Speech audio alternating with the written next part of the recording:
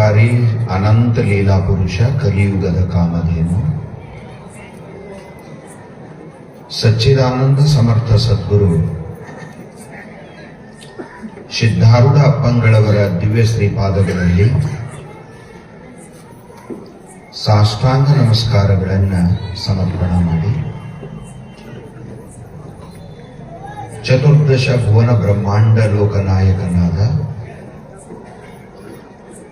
ಕರ್ತುಂ ಅಕರ್ತುಂ ಅನ್ಯಥಾ ಕರ್ತುಂ ಶಕ್ಯ ಸಂಪನ್ನ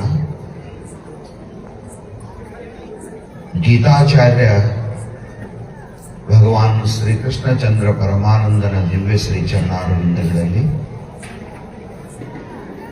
ಅನಂತ ಅನಂತ ನಮಸ್ಕಾರಗಳನ್ನು ಸಮರ್ಪಣೆ ಮಾಡಿ ಆರೂಢ ಗುರು ಪರಂಪರೆಯ ಎಲ್ಲಾ ಮಹಾತ್ಮರ ದಿವ್ಯ ಶ್ರೀ ಚರಣಕ್ಕೆ ವಂದಿಸಿ ಶಿವಸಭೆಯ ಪಾವನ ಸನ್ನಿಧಾನ ಸ್ಥಾನದಲ್ಲಿ ಅಲಂಕೃತರಾಗಿರುವ ಮೌನ ಯೋಗಿ ಪರಮ ತಪಸ್ವಿ ಸದ್ಗುರು ಗುರುಪಾದಲಿಂಗ ಶಿವಾಚಾರ್ಯ ಮಹಾಸ್ವಾಮಿಗಳವರ ದಿವ್ಯ ಶ್ರೀ ಚರಣಾರವಿಂದಗಳಲ್ಲಿ ಅನಂತ ಅನಂತ ನಮಸ್ಕಾರಗಳನ್ನು ಸಮರ್ಪಣೆ ಮಾಡಿ ಹದುಳ ಹೃದಯದ ಸಾಧು ಮಹಾತ್ಮ ಪರಮಾನಂದ ಸ್ವಾಮಿಗಳವರ ದಿವ್ಯ ಶ್ರೀ ಚರಣಕ್ಕೆ ವಂದಿಸಿ ಗೋಪಾಲ್ ಶಾಸ್ತ್ರಿಗಳವರಲ್ಲಿಯೂ ಬಸವಾನಂದರಲ್ಲಿಯೂ ಕಾರ್ಯಕ್ರಮಕ್ಕೆ ಆಗಮಿಸಿ ಕಾರ್ಯಕ್ರಮದಲ್ಲಿ ಪಾಲ್ಗೊಂಡು ತಮ್ಮ ಮನದಾಳದ ಮಾತುಗಳನ್ನು ಭಕ್ತಸ್ತೋಮನ ಜೊತೆಗೆ ಹಂಚಿಕೊಂಡಿರುವ ಎಲ್ಲ ಮಹನೀಯರಲ್ಲಿ ಅನಂತ ನಮಸ್ಕಾರಗಳನ್ನು ಸಮರ್ಪಣೆ ಮಾಡಿ ಕಾರ್ಯಕ್ರಮದಲ್ಲಿ ಪಾಲ್ಗೊಂಡಿರುವ ಪುಣ್ಯಾತ್ಮರೇ ನಿಮ್ಮೆಲ್ಲರಲ್ಲಿಯೂ ಅನಂತ ಶರಣು ಶರಣಾರ್ಥಿಗಳು. ಸದ್ಗುರುನಾಥನ ಅಪಾರ ದಯೆಯಿಂದ ಪುಣ್ಯಕ್ಷೇತ್ರವಾಗಿರುವ ಕೆಲಸಂಗಿ ಗ್ರಾಮದ ಸಿದ್ಧಾರೂಢ ಮಹಾಮಠದಲ್ಲಿ 26ನೇ ವರ್ಷದ ಈ ಭವ್ಯ ಸಮಾರಂಭ. ಯಾವ ಮಾತುಗಳನ್ನು ಕೇಳುವುದರಿಂದ ನಮ್ಮ ಬದುಕು ಬದಲಾಗುವುದೋ, ಮನಸ್ಸು ಪರಮಾರ್ಥ ಮಾರ್ಗವನ್ನು ಅನುಸರಿಸುವುದೋ, ಸತ್ಸಂಗ ಅಂತ ಅದಕ್ಕೆ ಕರೀತಾರ. ಪ್ರಪಂಚದ ಆಸಕ್ತಿ ಕಡಿಮೆ ಆಗಿರಬೇಕು, ಪರಮಾತ್ಮನ ಶ್ರೀಚರಣದೊಳಗೆ ಮನಸ್ಸು ನಿಲ್ಲಕ ಪ್ರಾರಂಭ ಮಾಡಿರಬೇಕು. ಸಂಘವಾಗಲಿ ಸಾಧು ಸಂಘವಾಗಲಿ, ಸಂಘದಿಂದ ಲಿಂಗ ದೇಹ ಭಂಗವಾಗಲಿ, ಸಾಧು ಸಂಘವಾಗಲಿ. ಭಗವಾನ್ ಶಂಕರಾಚಾರ್ಯರು ಸತ್ಸಂಗದ ಉದ್ದೇಶವನ್ನ ಪ್ರತಿಪಾದನೆ ಮಾಡ್ತಾ ಸತ್ಸಂಗ ಮನುಷ್ಯನಿಗೆ ನಿಸ್ಸಂಗದವರೆಗೆ ಕರ್ಕೊಂಡು ಹೋಗ್ತದ. ಹೃದಯದ ಮೋಹ ಹರಿದು ಬಯಲಾಗಿ ಹೋಗ್ತದ. ಮನಸ್ಸು ಸಮಾಧಾನ ಹೊಂದುತ್ತದ. ಆ ಸಂದರ್ಭದೊಳಗ ಅವನು ಪರಮಾನಂದದ ಅನುಭವವನ್ನ ಮಾಡ್ತಾನ. ಜನ್ಮದ ಸಫಲತೆಯ ಸೂತ್ರವನ್ನ ಶಂಕರ ಭಗವತ್ಪಾದಾಚಾರ್ಯರು ಸತ್ಸಂಗದಿಂದ ಪ್ರಾರಂಭ ಮಾಡ್ತಾರೆ. ಅನಾದಿ ಕಾಲದಿಂದ ನಮ್ಮ ಋಷಿ ಮುನಿಗಳ ಪರಂಪರೆಯನ್ನು ನೋಡಿದಾಗ ಪಾರಮಾರ್ಥಿಕ ಉನ್ನತವಾದ ಬದುಕು ಯಾರಿಗರೇ ಪ್ರಾಪ್ತ ಆಗ್ಯದ ಅಂದ್ರ ಅದಕ್ಕೆ ಅವರು ಮಾಡಿದ ಸತ್ಸಂಗವೇ ಮುಖ್ಯ ಕಾರಣ ಅನ್ನುವಂಥದ್ದು ನಮ್ಮ ಅನುಭವಕ್ಕೆ ಬರ್ತದೆ. ಬಹಳ ಸುಂದರವಾದ ಮಾತುಗಳನ್ನ ಹೇಳ್ತಾ ಸದ್ಗುರು ಸಿದ್ಧಾರೂಢಪ್ಪನ ದಯಾ, ಸದ್ಗುರು ಸಿದ್ಧಾರೂಢಪ್ಪನ ಕರುಣಾ ಕೃಪಾ, ಈ ಪರಂಪರೆಯಲ್ಲಿರುವ ಸತ್ವ, ಶ್ರದ್ಧಾ, ಸದ್ಭಕ್ತಿ ಇವೆಲ್ಲವೂ ನಮ್ಮ ಬದುಕನ್ನ ಬಹಳ ಎತ್ತರಕ್ಕೆ ಕೊಂಡೊಯ್ತಾವ. ಇವತ್ತು ಚಿಂತನೆಗಾಗಿಟ್ಟುಕೊಂಡಿರುವ ವಿಷಯ, ಪೂಜ್ಯರಾಗಿರುವ ಪರಮಾನಂದ ಸ್ವಾಮಿಗಳವರು ಬಹಳಷ್ಟು ಸೊಗಸಾಗಿ ಸದ್ಗುರು ಸಿದ್ಧಾರೂಢಪ್ಪ ನಮ್ಮ ಹೃದಯದೊಳಗೆ ಪ್ರಕಟ ಆಗುವಂಗ ರಾಜ ಮಹಾರಾಜರ ಉದಾಹರಣೆಗಳನ್ನ, ನಡೆದ ಘಟನೆಗಳನ್ನ ಪ್ರಸ್ತುತಪಡಿಸಿ ಆರೂಢರ ಭಕ್ತಿ ನಮ್ಮ ಅಂತರಂಗದೊಳಗೆ ಮತ್ತಷ್ಟು ದೃಢವಾಗುವಂತೆ ನಮ್ಮೆಲ್ಲರಿಗೆ ಆಶೀರ್ವಾದ ಮಾಡಿದ್ದಾರೆ. ಸುಮ್ಮನೆ ಒಂದು 4 ಮಾತು ವಿಷಯಗಳ ಮೇಲೆ. ಭಗವದ್ಗೀತೆ ಅತ್ಯಂತ ಅನುಪಮವಾದ ಗ್ರಂಥ. ಹರಿಸಮ ಜಗಮೇ ವಸ್ತು ನಹಿ ಪ್ರೇಮ ಪಂಥ ಸಮ ಪಂಥ, ಸದ್ಗುರು ಸಮ ಸಜ್ಜನ ನಹಿ ಗೀತಾ ಸಮ ನಹಿ ಗ್ರಂಥ. ಶ್ರೀಮದ್ ಭಗವದ್ಗೀತೆಯ ಮೇಲೆ ಮಹಾನ್ ವಿದ್ವಾಂಸರು, ಪ್ರಕಾಂಡ ಪಂಡಿತರು, ಯಾರು ವಿದ್ಯೆಗಾಗಿಯೇ ತಮ್ಮ ಜೀವನವನ್ನ ಸಮರ್ಪಣ ಮಾಡಿದಾರೋ, ವಿದ್ಯಾರೂಪ ತಪವನ್ನ ಆಚರಿಸಿದಾರೋ, ಅವರು ಕೊನೆಗೆ ಬಾಯಿಯಿಂದ ಉದ್ಗಾರ ತೆಗೆದಿದ್ದು ಗೀತಾ ಸಮನಹಿ ಗ್ರಂಥ. ಭಗವದ್ಗೀತೆ ಒಂದು ಪರಿಪೂರ್ಣವಾದ ಗ್ರಂಥ. ಅದು ಯಾವುದೇ ಒಂದು ಜಾತಿ ಪಾತಿಗೆ ಸಂಬಂಧಪಟ್ಟಿರುವಂತಹ ಗ್ರಂಥ ಅಲ್ಲ. ಸಂಪೂರ್ಣ ಮನುಕುಲದ ಉದ್ಧಾರಕ್ಕಾಗಿ ಪರಮಾತ್ಮ ಬೋಧ ಮಾಡಿರುವ ಅನುಪಮವಾದ ಗ್ರಂಥದು. ಮೋಹ ಮನುಷ್ಯನಿಗೆ ಪರಮಾರ್ಥ ಮಾರ್ಗದಿಂದ ಬಹಳ ದೂರ ಕೊಂಡೊಯ್ತದ. ಅದಕ್ಕೆ ಪರಮಾತ್ಮ ಅರ್ಜುನನಿಗೆ ಕುತಸ್ತ್ವ ಕಶ್ಮಲಮಿದಂ ವಿಷಮೇ ಸಮುಪಸ್ಥಿತಂ ಅನಾರ್ಯ ಜುಷ್ಟಮೈಶ್ವರ್ಯಂ ಅಕೀರ್ತಿಕರಂ ಅರ್ಜುನ. ಏ ಅರ್ಜುನ, ಈ ಮೋಹ ಸರಿಯಲ್ಲ. ಮೋಹ ಮನುಷ್ಯನಿಗೆ ಕೆಳಗೆ ತರ್ತಾದ, ತತ್ವಜ್ಞಾನ ಮನುಷ್ಯನಿಗೆ ಮ್ಯಾಲ ಒಯ್ತದ. ಪ್ರಾಪಂಚಿಕ ಮೋಹ ಅದು ದೇಹದಿರಬಹುದು, ಸಂಪತ್ತಿದಿರಬಹುದು, ಬಂಧು ಬಾಂಧವರ ಬಗ್ಗೆ ಇರಬಹುದು, ಸತಿ ಪುತ್ರರ ಬಗ್ಗೆ ಇರಬಹುದು. ಆ ಮೋಹ ಮನುಷ್ಯನಿಗೆ ಕೆಳಗೆ ತರ್ತದೆ. ತತ್ವಜ್ಞಾನ ಮನುಷ್ಯನಿಗೆ ಮ್ಯಾಲ ಒಯ್ತದೆ. ಶಾಸ್ತ್ರದ ನಿಷ್ಕರ್ಷಿತವಾದ ಸಿದ್ಧಾಂತ ಇಷ್ಟೇ, ಪ್ರಾಪಂಚಿಕ ಮೋಹದಿಂದ ಮ್ಯಾಲ ಏಳು. ಮನುಷ್ಯ ಶರೀರ ಕೇವಲ ಭೋಗಕ್ಕಾಗಿ ಬಂದದ್ದಲ್ಲ. ಯಾವ ವಿಷಯದ ಮ್ಯಾಲಿನ ಪ್ರೇಮನು ನಿನಗೆ ಕಲ್ಯಾಣ ಮಾಡಂಗಿಲ್ಲ. ಬದುಕಲಿಕ್ಕೆ ಏನು ಬೇಕು, ಯಾವ್ಯಾವ ಆಶ್ರಯ ಮಾಡಬೇಕು ಅಷ್ಟು ಇರುವಂದೇ ಆಗ. ಅದು ಯಾರು ಬೇಡ ಅಂದಿಲ್ಲ. ಸಾಧು ಆಗೋ ಸನ್ಯಾಸಿ ಆಗೋ ಎಲ್ಲರೇ ಹೋಗಂತ ಯಾರು ಹೇಳಿಲ್ಲ. ಬದುಕಿನೊಳಗ ಹೃದಯದೊಳಗ ಪರಮಾತ್ಮ ಪ್ರವೇಶ ಆಗ್ಬೇಕು. ಬಹಳ ಸುಂದರವಾದ ಮಾತುಗಳನ್ನ ಹೇಳ್ತಾ ಶ್ರೀಮದ್ ಭಗವದ್ಗೀತೆಯ 17ನೇ ಅಧ್ಯಾಯದ 20ನೇ ಶ್ಲೋಕವನ್ನ ಇವತ್ತು ಚಿಂತನೆಗಾಗಿ ಇಟ್ಟುಕೊಂಡಿದ್ದಾರೆ. ಪರಮಾತ್ಮ ಶ್ರೀಮದ್ ಭಗವದ್ಗೀತೆಯಲ್ಲಿ ಅರ್ಜುನನನ್ನ ಕುರಿತು ಉಪದೇಶ ಮಾಡ್ತಾ ಯಜ್ಞ ದಾನ ತಪೋಕರ್ಮ ಪಾವನಾನಿ ಮನೀಷಿಣಾಂ ಅದ್ಭುತವಾದ ಮಾತನ್ನ ಹೇಳಿದ್ದಾರೆ. ಎಂದಿನಿಂದ ಹುಟ್ಟಾಕ ಪ್ರಾರಂಭ ಮಾಡಿದೆವು, ಎಷ್ಟೆಷ್ಟು ಪಾಪಾಚರಣೆ ನಮ್ಮಿಂದ ಆಗ್ಯದು. ಆ ಪಾಪ ನಾವೇನರೇ ಮಾಡಿ ಕಡಿಮೆ ಮಾಡ್ಕೋಬೇಕಲ್ಲ. ರೋಗ ಕಡಿಮೆ ಮಾಡ್ಕೋಬೇಕಂತೇವಿ, ಮಗದೊಂದು ಕಡಿಮೆ ಮಾಡ್ಬೇಕಂತೇವಿ. ಪ್ರಪಂಚದೊಳಗೆ ನಮಗೆ ತೊಂದರೆ ಆಗಿದ್ದು ಎಲ್ಲಿವರೆಗೆ ಪಾಪ ಇರ್ತದೋ ಅಲ್ಲಿವರೆಗೆ ದುಃಖ ಇರ್ತದ. ಅದರ ಸಲುವಾಗಿ ಹೇಳ್ತಾ ಇದ್ದಾರ, ನಿನಗೆ ಪವಿತ್ರ ಮಾಡುವಂತ ಶಕ್ತಿ ಪ್ರಪಂಚದೊಳಗೆ ಅಂದ್ರೇನು, ನಿನ್ನ ಅಂತಃಕರಣ ಶುದ್ಧಿಗೊಳಿಸುವ ಸಾಧನಗಳಾದವು ಯಜ್ಞ, ದಾನ, ತಪಸ್ಸು. ತಪಸ್ಸು ಮಾಡ್ಲಿಕ್ಕಾಯ್ತು, ತಪಸ್ಸು ಮಾಡ. ತಪಸ್ಸು ಅಂದ್ರೆ ಬೆಂಕಿ ಇದ್ದಂಗ. ಬಂಗಾರದೊಳಗ ಆಭರಣ ಆಗ್ಬೇಕಾದ್ರ, ಬಂಗಾರ ಆಭರಣ ಆಗ್ಬೇಕಾದ್ರೆ ಅದ್ರೊಳಗೆ ಟಂಕ ಅಂತ ಸೇರಿಸ್ತಾರೆ. ತಾಂಬೂರು ಹಿತಾಳಿ, ನಾವು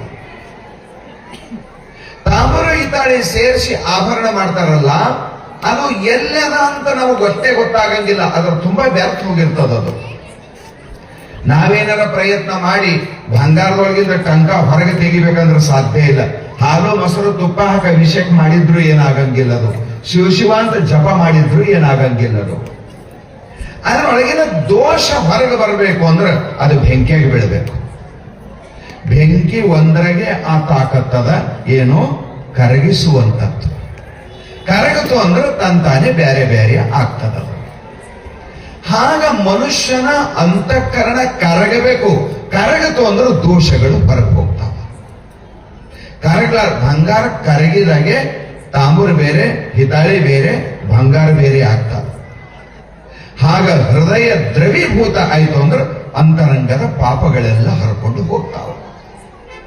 ಶಾಸ್ತ್ರ ಇದನ್ನೇ ಹೇಳ್ತದೆ ನಮಗೆ. ಅಪ ಯಜ್ಞ ಮಾಡು, ಅಪ ತಪಸ್ಸು ಮಾಡು. ಯಜ್ಞ ತಪಸ್ಸು ನಿನ್ನ ಕೈಯಿಂದ ಆಗ್ಲಿಲ್ಲ ಅಂದ್ರೆ ಇನ್ನೊಂದು ಮಾಡು, ದಾನವನ್ನ ಮಾಡು. ಯಜ್ಞ ತಪಸ್ಸು ಒಂದು ಕಡೆ ಇಟ್ಟು ದಾನವನ್ನ ಮಧ್ಯದೊಳಗಿಟ್ಟಿದ್ದಾನ ಪರಮಾತ್ಮ. ನಿನ್ನ ಬದುಕಿನೊಳಗೆ ದಾನ ಬಹಳ ವಿಚಿತ್ರ ಅದ. ಮನುಷ್ಯನ ಸ್ವಭಾವ ದಾನ ಮಾಡ್ಬೇಕಂದ್ರೆ ಆಗಂಗಿಲ್ಲ. ಯಾಕ ಅಂದ್ರೆ ಪ್ರಪಂಚದೊಳಗೆ ಎಲ್ಲಕ್ಕಿಂತ ಹೆಚ್ಚಿನ ಪ್ರೇಮ, ಎಲ್ಲದಕ್ಕಿಂತ ಹೆಚ್ಚಿನ ಲೋಭ, ಎಲ್ಲದಕ್ಕಿಂತ ಹೆಚ್ಚಿನ ಮೋಹ ಸಂಪತ್ತಿನ ಮೇಲೆ ಇರ್ತದೆ. ಅದರ ಸಲುವಾಗಿ ಶಾಸ್ತ್ರ ಹೇಳ್ತದ, ಸಂಪತ್ತು ಎಷ್ಟು ವಿಚಿತ್ರದ, ಎಲ್ಲಾ ದೋಷಗಳು ಅದಕ್ಕೆ ಆವರಿಸಿರ್ತಾವ. ಶಾಸ್ತ್ರ ಅದಕ್ಕೆ ಹೇಳ್ತು, ಕಡು ಲೋಭದಿಂದ ದುರ್ಗುಣ ಅನ್ಯ ಉಂಟೆ ಅಂತ ನಿಜಗುಣ ಪ್ರಶ್ನೆ ಮಾಡ್ಲಿಕ್ಕೆ ಕಾರಣ ಅದೇ. ಎಲ್ಲಿ ಸಂಪತ್ತದ ಅಲ್ಲಿ ಲೋಭದ, ಎಲ್ಲಿ ಲೋಭದ ಅಲ್ಲಿ ಎಲ್ಲಗಳದಾವ್. ಸರ್ವೇ ದುರ್ಗುಣ ಕಾಂಚನ ಮಾಶ್ರಯಂತಿ ಶಾಸ್ತ್ರ ಹೇಳುತ್ತೆ. ಎಲ್ಲದರ ಸುತ್ತ ಇದ್ದ ಸಲುವಾಗಿ ನೀನು ಸಂಪತ್ತಿಗೆ ಸಮೀಪಿಟ್ಟುಕೊಂಡು ನಾ ಹೃದಯ ನಿಷ್ಪಾಪ ಮಾಡ್ಕೊಳ್ತೀನಿ ಅಂದ್ರೆ ಆಗಂಗಿಲ್ಲ ಅಂತನ ಪರಮಾತ್ಮ. ಇದು ನನ್ನ ಮಾತಲ್ಲ, ಇದು ಭಗವಂತನ ಅಭಿಪ್ರಾಯ. ಸಂಸಾರಕ್ಕೆ ಸಂಪತ್ತು ಬೇಕೇ ಬ್ಯಾಡ ಅಂತಲ್ಲ. ಅದಕ್ಕೆ ಬಹಳ ಸುಂದರವಾದ ಮಾತನ್ನ ಹೇಳಿ, ನಿನ್ನ ಹೃದಯದೊಳಗ ಸಂಪತ್ತಿನ ಪ್ರೇಮ ಕಮ್ಮಿ ಹಾಕೋತ ಬಂತಂದ್ರೆ ಭಗವಂತನ ಪ್ರೇಮ ಜಾಸ್ತಿ ಆಗ್ತದೆ. ಒಂದರ ತ್ಯಾಗ, ಇನ್ನೊಂದರ ಯೋಗ. ಸಂಪತ್ತಿಲ್ಲ ಅಂದ್ರೆ ಸಂಸಾರ ನಡೆಯಂಗಿಲ್ಲ. ಸೀದಾ ಮಾತದ. ಮೈಯಾಗ ಬ್ಲಡ್ ಇರಬೇಕು, ಕೈಯಾಗ ದುಡ್ಡು ಇರಬೇಕು. ಮೈಯಾಗ ಬ್ಲಡ್ ಇಲ್ಲ, ಶರೀರದಾಗ ರಕ್ತ ಇಲ್ಲ ಅಂದ್ರೆ ಜೋರಿ ಹೋಗ್ತದೆ, ನಿಲ್ಲಕ್ಕೂ ಆಗಂಗಿಲ್ಲ. ಕೈಯಾಗ ದುಡ್ಡು ಇರ್ಬೇಕು, ಸಂಸಾರ ಚಂದ ಇರ್ತದ. ಶರೀರ ಚಂದ ಇರ್ಬೇಕಂದ್ರ ಶರೀರದೊಳಗ ಬ್ಲಡ್ ಇರಬೇಕು. ಮನಿ ಸಂಸಾರ ಚಂದ ಇರ್ಬೇಕಂದ್ರೆ ಕೈಯಾಗ ದುಡ್ಡು ಇರ್ಬೇಕು. ಏಟ್ ಇರ್ಬೇಕ್ರಿ? ಏಟಿರ್ಬೇಕು? ಬಹಳ ಇರಬೇಕು. ಮನ್ಯಾಗ ಬೆಂಕಿ ಏಟಿರ್ಬೇಕು? ಒಲಿ ಏಟಿರ್ತದ ಅಟೆ ಇರಬೇಕು. ಎಚ್ಚರಿದ್ರೆ ನಿದ್ದೆ ಹತ್ಯದ. ಬೆಂಕಿ ಬೇಕು, ಅಡಿಗೆನೇ ಆಗಂಗಿಲ್ಲ. ಅನ್ನರ ಮಾಡ್ರಿ, ಸಾರಾರ ಮಾಡ್ರಿ, ನೀವೇನಾರ ಮಾಡ್ರಿ, ಬೆಂಕಿ ಇಲ್ಲ ಅಂದ್ರೆ ಯಾವುದೋ ಅಡಿಗೆ ಆಗಂಗಿಲ್ಲ. ಬೆಂಕಿ ಇಲ್ಲ ಅಂದ್ರೆ ಅಡಿಗೆ ಆಗಂಗಿಲ್ಲ ಅಂತ ತಿಳ್ಕೊಂಡು ಬೆಂಕಿಗೆ ಬೆಂಕಿ ಹಚ್ಚಿದ್ರ ನೀನು ಉಳಿಯಂಗಿಲ್ಲ. ಸಂಪತ್ತಿ ಇಟ್ಟು ಮಜೆ ಅದ, ಅಡಿಗೆಗೆ ಬೆಂಕಿ ಜರೂರಿ ಅದ. ಬೆಂಕಟಿಗೆ ಹಚ್ಚತ್ತಂದ್ರೆ ಅದೇ ಜೀವ ತಗೋತದ. ಸಂಪತ್ತು ಬಹಳ, ಸಂಪತ್ತಿಗೆ ಬೆಂಕಿಗೆ ಏನು ಬಹಳ ವ್ಯತ್ಯಾಸ ಇಲ್ಲ. ಎರಡರದ್ದು ಗುಣ ಒಂದೇ ಅದ. ಎಷ್ಟಿರ್ಬೇಕು ಬದುಕಿಗೆ ಅಷ್ಟಿತ್ತಂದ್ರ ನಿನ್ನ ಪಾರಮಾರ್ಥಿಕ ಉನ್ನತಿ ಆಗ್ತದ. ಹೆಚ್ಚು ಹಾಕೊಂತ ಹೋಯ್ತು ಅಂದ್ರೆ ನಿನ್ನ ಹೃದಯದೊಳಗಿನ ಭಗವತ್ ಪ್ರೇಮ ಕಮ್ಮಿ ಮಾಡ್ಕೊಂತ ಬರ್ತಾನ. ಸಿದ್ಧಾರೂಢಪ್ಪನ ಚರಿತ್ರದೊಳಗೆ ನೀವು ಬಸವಣ್ಣಪ್ಪನ ಅಧ್ಯಾಯ ಓದಿರಿ, ನಿಮ್ಮೆಲ್ಲರಿಗೂ ಗೊತ್ತದ. ಯಾವಾಗ ಅವನ ಹತ್ರ ಸಂಪತ್ತಿದ್ದಿಲ್ಲ, ಅವನಂತ ಮೃದುನೇ ಯಾರಿದ್ದಿಲ್ಲ. ಓದ್ರಿ, 2 ಅಧ್ಯಾಯ ಬರೆದಾರ. 2 ಅಧ್ಯಾಯ ಯಾರ್ದು ಇಲ್ಲ ಚರಿತ್ರದಾಗ. 56 ಅಧ್ಯಾಯದೊಳಗೆ 2 ಅಧ್ಯಾಯ ಕೊಟ್ಟಿದ್ದು ಬಸವಣ್ಣಪ್ಪಗೆ. ಯಾಕಂದ್ರೆ ನಾವು ಅವನ ಪೈಕಿನೇ ಇದ್ದೇವಂತ. ನನ್ನ ಮಾತು ಕಲ್ಪನೆ ಬರ್ಲತ್ತದ. ದೇವ್ರ ಗುಡಿಗೆ ಎಲ್ಲಿ ತನ ಹೋಗ್ತೇವಂದ್ರೆ ಸಂಸಾರ ಅನುಕೂಲ ಆಗುತ್ತಾನ. ಬಸವಣ್ಣಪ್ಪನ ಚರಿತ್ರ ಬರೀಲಕ್ಕ ಕಾರಣ ಅದೇ ಅದ. ಸಿದ್ಧಾರೂಢಪ್ಪನ ಚರಿತ್ರದೊಳಗೆ ರೊಕ್ಕಿನವ್ರದೇ ಬರಿಬೇಕಂದ್ರೆ ರಾಜ ಮಹಾರಾಜರದ ಬರೀತಿದ್ರು. ಯಾವ ರಾಜನ ಹೆಸರು ಚರಿತ್ರದೊಳಗಿಲ್ಲ. ವಿಚಾರ ಮಾಡ್ರಿ ನೀವು. ಅದರ ಸಲುವಾಗಿ ಹೇಳ್ತಾ ಇದಾರ, ಸಂಸಾರದೊಳಗ ಸಂಪತ್ತು, ಆ ಸಂಪತ್ತನ್ನ ಆಶ್ರಯಿಸಿನೇ ನಮ್ ಬದುಕದ. ಶಾಸ್ತ್ರ ನಮಗೆ ಹೇಳ್ತಾ ಇದ, ಒಲೆಯಾಗಿರ್ಲಿಪ್ಪ ಬೆಂಕಿ, ಬೆಂಗಿಟಾಗ ಬೇಡ. ಕಬೀರಿಗೆ ಯಾರೋ ಕೇಳಿದ್ರಂತ, ಪರಮಾತ್ಮನ ಸಾಕ್ಷಾತ್ಕಾರಾಗಿ ಕೇಳಿದಾನ ಅಂತ ಕೆಲವೊಂದು ಕಡೆ ಕಥೆನೂ ಬರ್ತದ. ಅದು ದೇವ್ರ ಬಂದ ನಿಂತನಂತ ಕಬೀರನೆದ್ರ, ನಿನಗೇನು ಬೇಕು ಕೇಳಂತ. ಬಹಳ ಬಡತನ ನಿಂದು, ಏನ್ ಬೇಕು ಕೇಳು ಅಂದಾಗ ಪರಮಾತ್ಮ ಈಗ ಕೇಳ್ತಾ ಅದನ್ನ ಕಬೀರ, ಸಾಯಿ इतना दीजिए जामे कुटुंब समाय, मैं भी भूखा न रहूं साधु भूखा न जाए. ಎಂತ ಮಾತು? ಹೇ ದೇವರ, ನನಗೆ ಇಷ್ಟೇ ಕೊಡು ಸಾಕು, ನಾನು ನಿನಗೆ ಹೆಚ್ಚಿಗೆ ಕೇಳಂಗಿಲ್ಲ. ಬ್ಯಾಂಕಿನಾಗ ಇಡಟ್ ಕೊಡು ಅಂತ ನಾ ಕೇಳಂಗಿಲ್ಲ, FD ಮಾಡುವಂಗ್ ಕೊಡು ಅಂತ ಹೇಳಂಗಿಲ್ಲ, ಫಾರಿನ್ ಒಳಗೆ ಎಲ್ಲೋ ಒಯ್ದು ಇಡಟ್ ಕೊಡು ಅಂತ ಸ್ವಿಸ್ ಬ್ಯಾಂಕಿನಾಗ ಅದು ಇಡಟ್ ಕೊಡು ಅಂತ ನಾನು ಅನ್ನಂಗಿಲ್ಲ. ನಾವು ಉಪವಾಸ ಇದ್ದಿರಬಾರ್ದು, ನನ್ನ ಮನೆಗೆ ಬಂದ ಜೋಗಿ ಜಂಗಮರು ಉಪವಾಸ ಹೋಗಿರಬಾರ್ದು.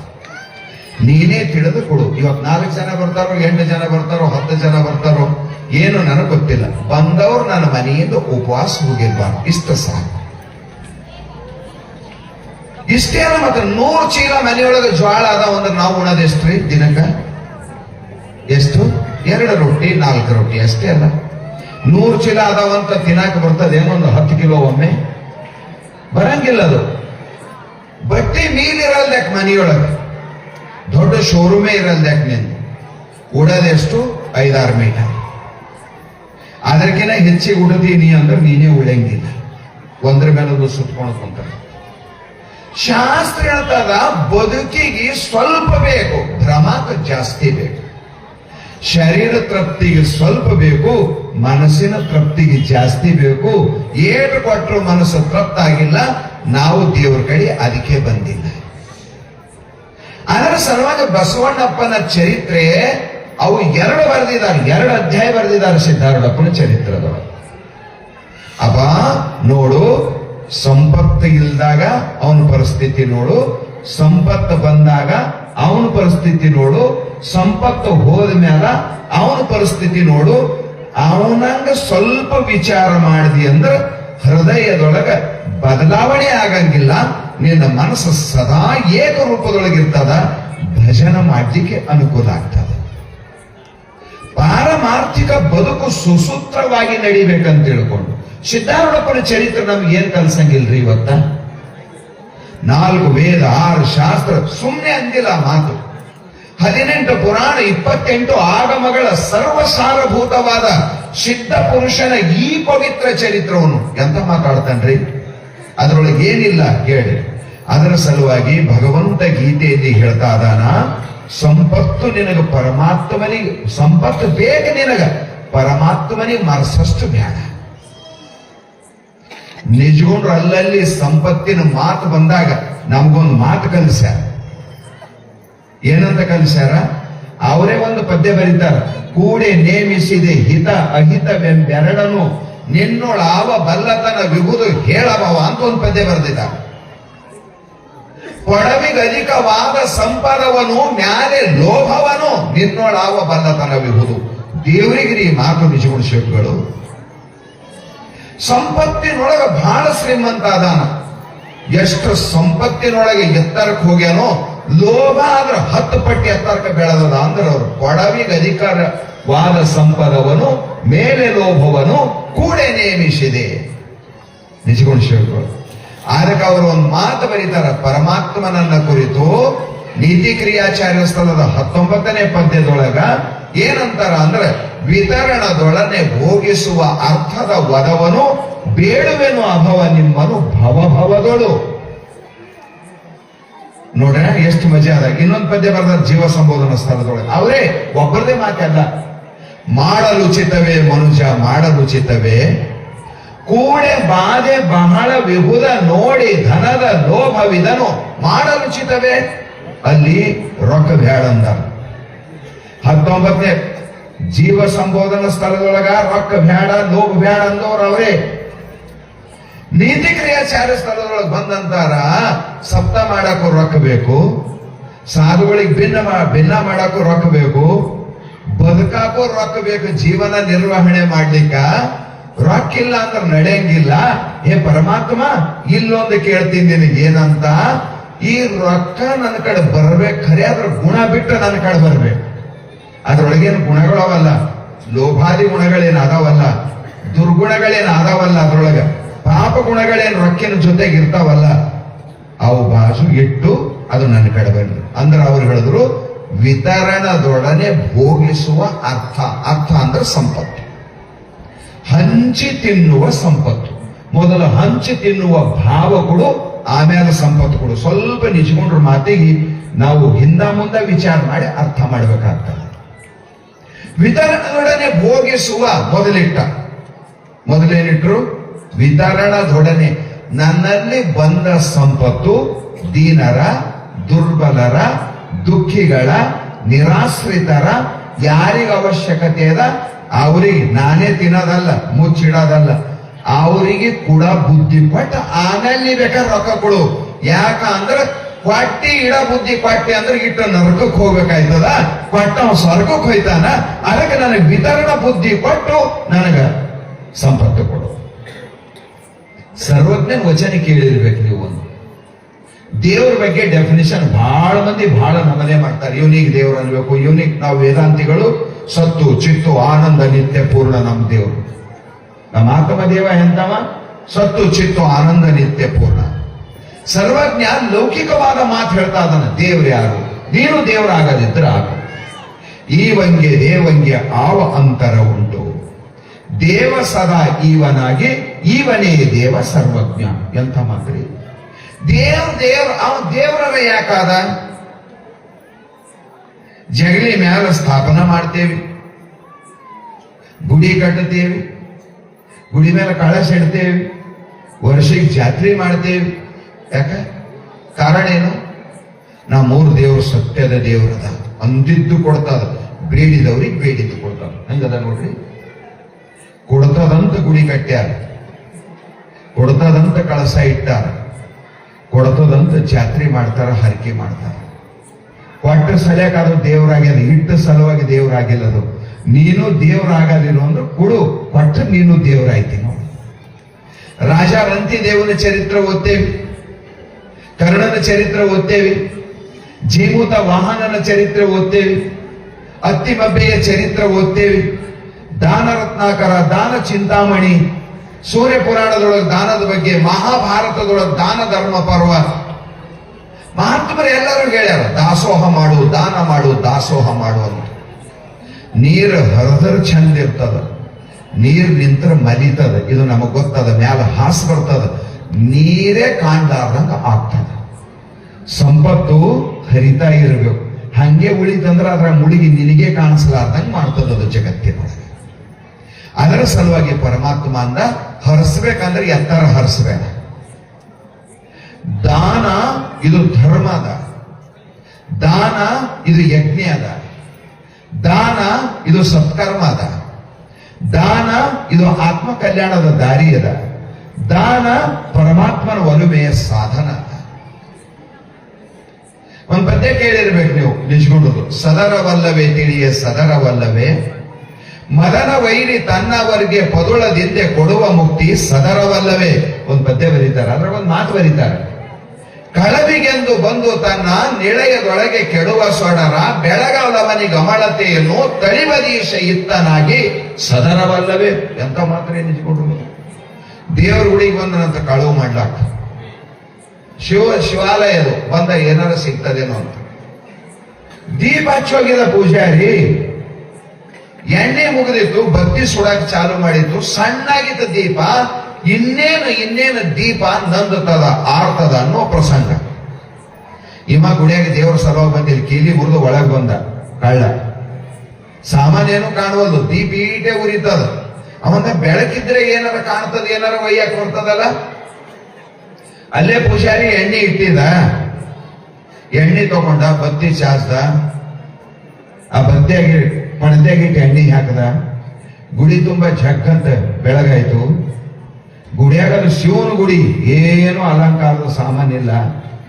ಶಿವನ ತೆಲಿ ಮೇಲೆ ಕಳ್ಳ ಜರ ಗೆಡ್ಡಿದ್ದ, ದೇವ್ರ ತಲೆ ಮೇಲೆ ಒಂದು ಹಿತಾಳಿದೋ ಬಂಗಾರದೋ ಜಲಧಾರ ಇತ್ತು, ಅದಕ್ಕೆ ಬಿಟ್ಟರೆ ಒಳಗೇನು ಇದ್ದಿಲ್ಲ.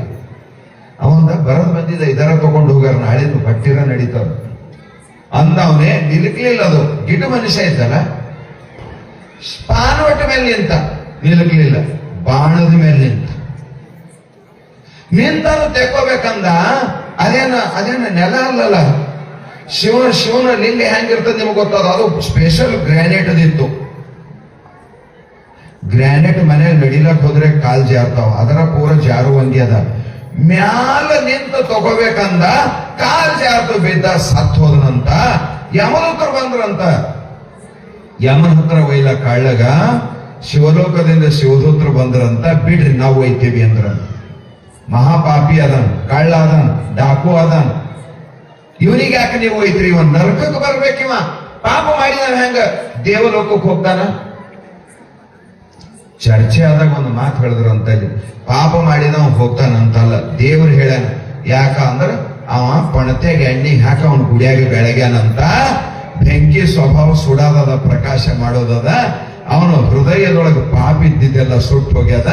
ನಿಮಗೆ ಪಾಪ ಪಾಪ ನೀವು ಪಾಪಿ ಅಂತ ನೀವು ಅಲ್ಲತ್ತೀರಿ, ಅವನ ಪಾಪ ಸುಟ್ಟಾನ ಪರಮಾತ್ಮ.